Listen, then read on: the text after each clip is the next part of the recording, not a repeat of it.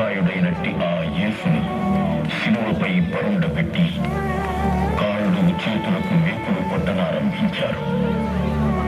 అవి నిన్నటి వరకు ఎందరినో తన స్పర్శతో స్వస్థపరిచినటువంటి పవిత్ర హస్తాలు.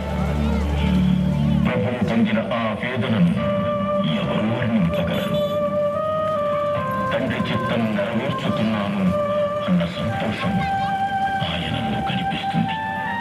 అది ఆయనకు ఊరటను, సహనాన్ని ఇస్తుంది.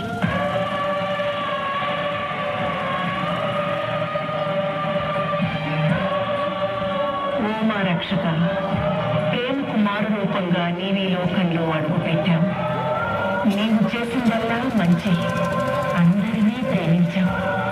అదే నీవు చేసిన అపరాధం కాబోలు.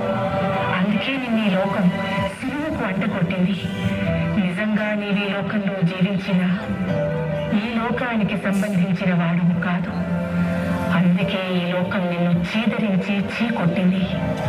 కానీ ఓ ప్రేమమూర్తి, నీవు చూపిన ప్రేమకు కృతజ్ఞతగా నీవల సిలువకు అంటకొట్టబడుటకు, నీకై జీవించుటకు నేను సిద్ధంగా ఉన్నాను. నాకు ధైర్యాన్ని, శక్తిని దయచేయండి స్వామి.